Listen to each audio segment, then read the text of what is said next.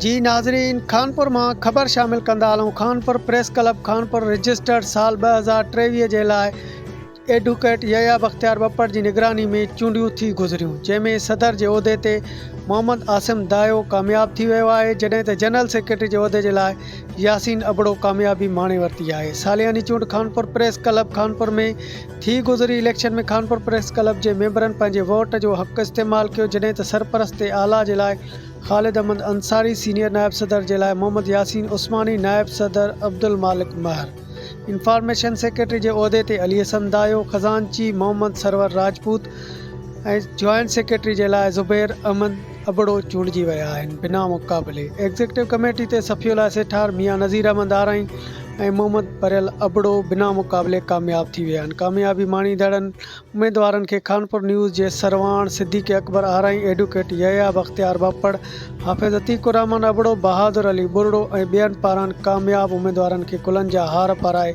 मुबारकूं ॾिनियूं। Report Khanpur news.